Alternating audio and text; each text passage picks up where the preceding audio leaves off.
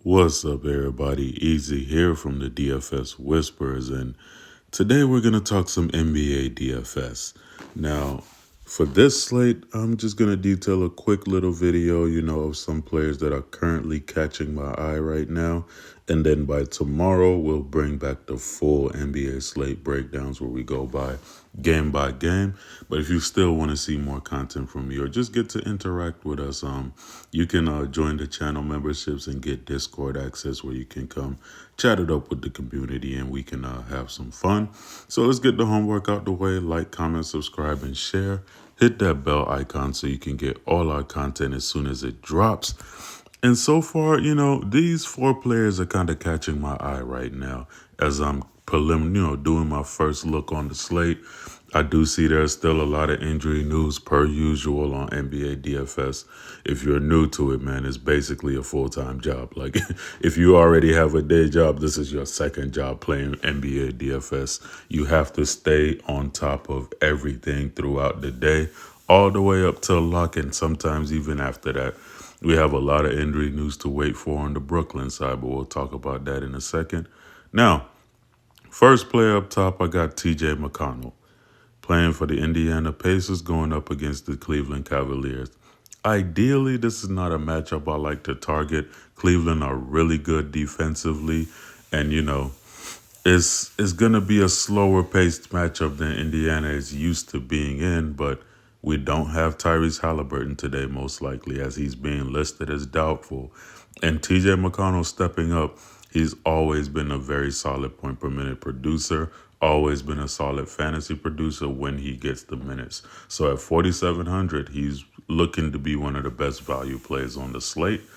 And then up next, we got Benedict Mathurin, who also benefits from Tyrese Halliburton not being on the field and on the court, sorry. And Tyrese, sorry, I'm over here mixing myself up. But Benedict Mathurin is a solid player as well. Good fantasy point per minute guy. I want to say he's like a little over a fantasy point per minute when Tyrese Halliburton's off the court.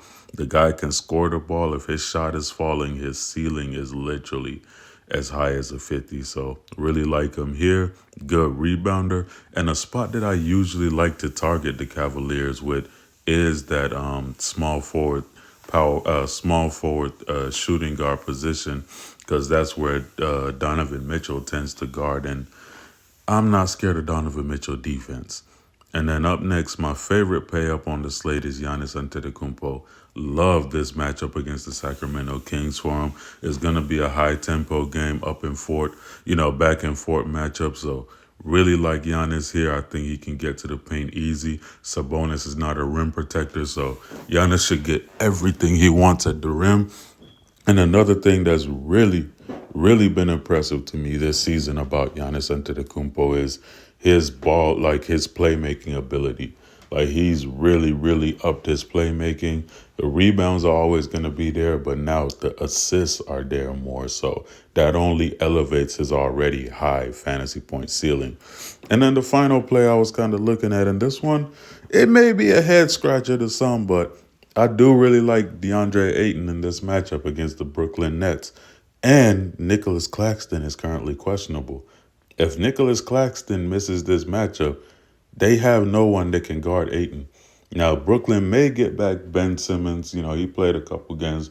If they may get back D'Angelo Russell, they may get back Cam Johnson today, which if they all play, that basically makes this game a little more interesting and, gives a better chance for this game to stay close. Portland have been playing well recently, man. And Portland is always a good fantasy environment.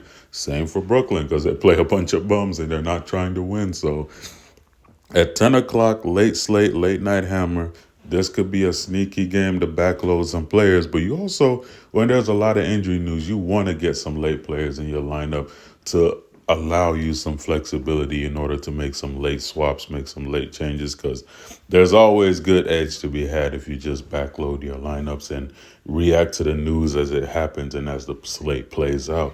But I really like DeAndre Ayton here.